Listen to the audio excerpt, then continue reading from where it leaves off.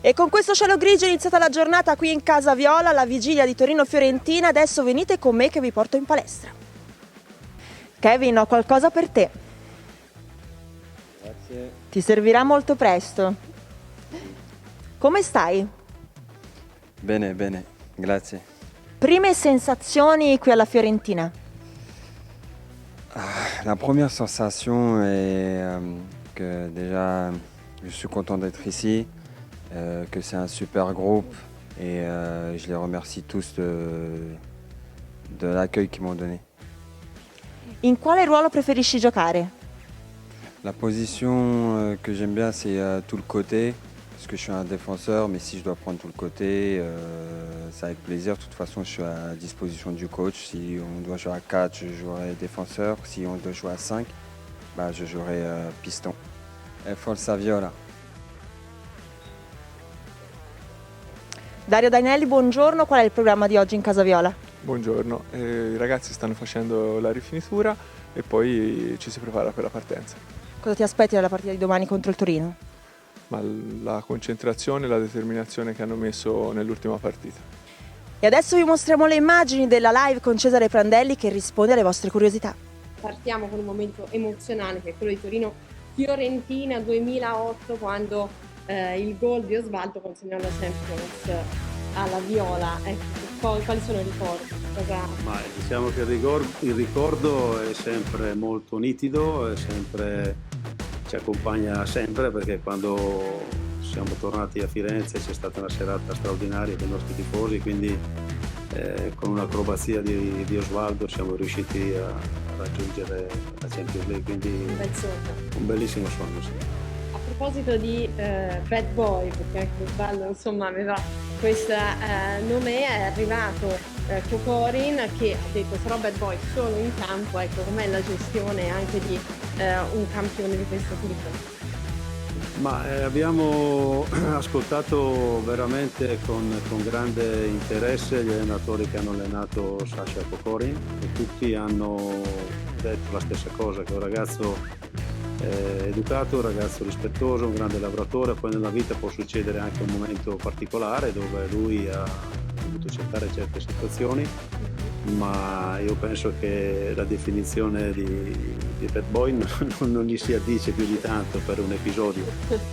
Noi ci auguriamo di poterlo avere presto, senza mettere nessun tipo di pressione, ma la considerazione che ha fatto Fabio Capello, che considero uno dei più grandi allenatori del nostro campionato, nel nostro periodo, e ha detto che è un giocatore che non ha solo qualità tecniche, qualità di grande eleganza, ma è anche un giocatore di grande sostanza, quindi questo mi è piaciuto molto.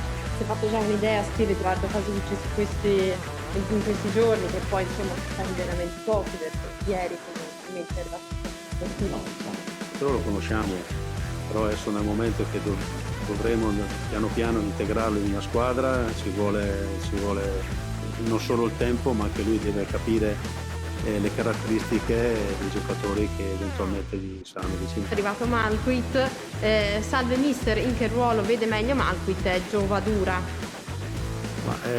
Allora Kevin è un giocatore che ha sempre giocato sulla fascia destra, spesso a 4 o magari anche a 3, a 5.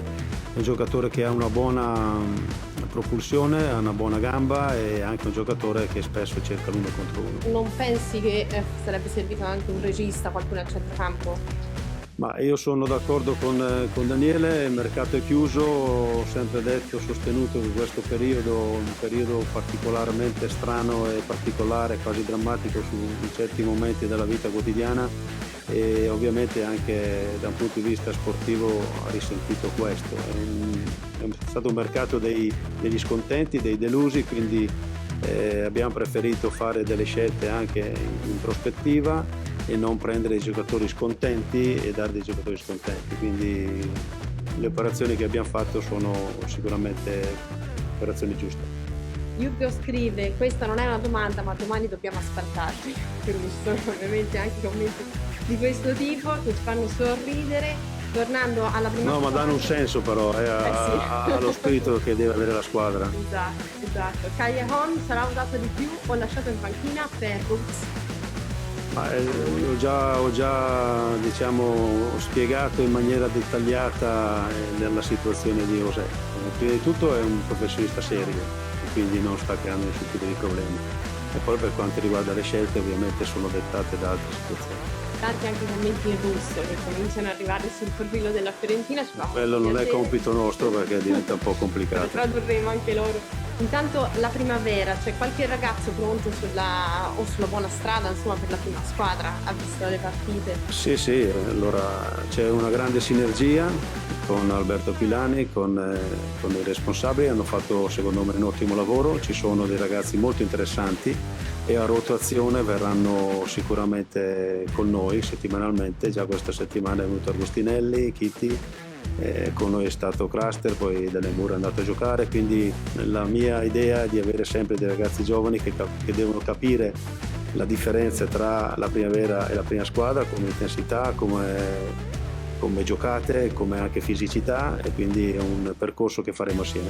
Chiudiamo con il compleanno del Bomber. Qualcuno scrive: possiamo giocare per il suo compleanno con 2 punti come diciamo regalo di compleanno. Questo è Cosimo Frati e poi ovviamente un augurio a Vlahovic. Sicuramente è un grande augurio, gli stiamo preparando la solita candelina, lo festeggeremo, lo abbraccereremo.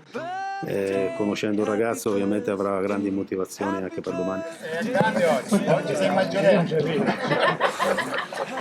Buon compleanno. Grazie mille, grazie.